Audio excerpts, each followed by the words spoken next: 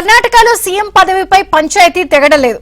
5 ఏళ్ల పాటు సీఎంగా తానే ఉంటానని సీఎం సిద్ధరామయ్య ప్రకటన చేసిన నేపథ్యంలో డీకే శివకుమార్ ఆసక్తికరమైన వ్యాఖ్యలు చేశారు. తాను సీఎం కావాలని ప్రజలు కోరుకోవడంలో తప్పేలేదన్నారు.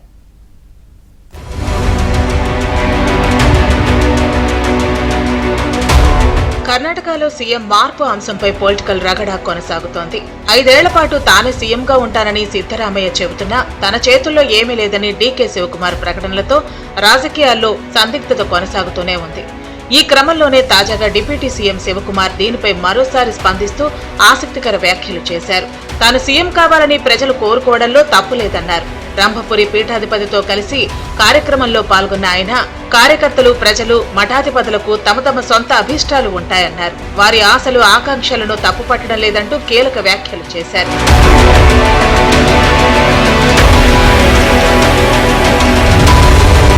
ఇక 2.5 ఏళ్ల అనంతరం ముఖ్యమంత్రి పీఠం మార్పు ఉంటుందని కాంగ్రెస్ అధికారంలో వచ్చినప్పటి నుంచి ప్రచారం జరుగుతోంది. అధికార మార్పిడికి సంబంధించి అంతర్గతంగా ఒప్పందాలు కుదుర్చుకోలేదని ప్రధాన నేతలు మేకపోతు గాంభీర్యాన్ని ప్రకటిస్తున్నారు. సిద్ధరామయ్యను గద్దె నుంచి కిందకు దించితే పార్టీ 2గా చీలిపోతుందన్న భయం అధిష్టానం మదిలో ఉంది.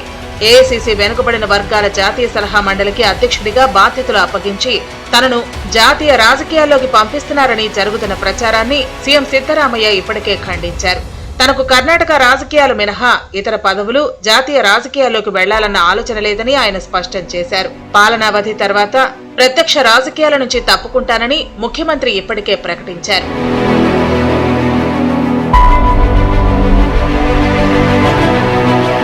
కేపీసీసీ అధ్యక్షుడిగా అందరినీ డీకే శివకుమార్ కలుపుకుని వెళ్లటంతోనే కాంగ్రెస్ పార్టీకి 135 స్థానాలు వచ్చాయని శివకుమార్ వర్గం నేతలు వాదిస్తున్నారు.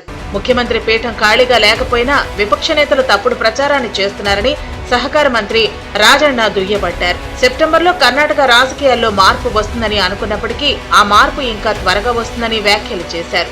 అధికార పార్టీలో అంతర్గత పోరులో కొందరు ఎమ్మెల్యేలు తమ వైపు వస్తే కుమారస్వామిని ముఖ్యమంత్రి పీఠంపై కూర్చోబెట్టి తాము పాలన కొనసాగించవచ్చని బీజేపీ నేతలు లెక్కలు వేసుకుంటున్నారు. ఈ నేపథ్యంలో డీకే శివకుమార్, సిద్ధరామయ్య మధ్య సయోధ్య కుదిర్చే బదులుగా కాంగ్రెస్ అధ్యక్షుడు మల్లికార్జున ఖర్గే ముఖ్యమంత్రిగా బాధ్యతలు చేపట్టాలంటూ మరికొందరు కాంగ్రెస్ నేతలు డిమాండ్ చేస్తున్నారు.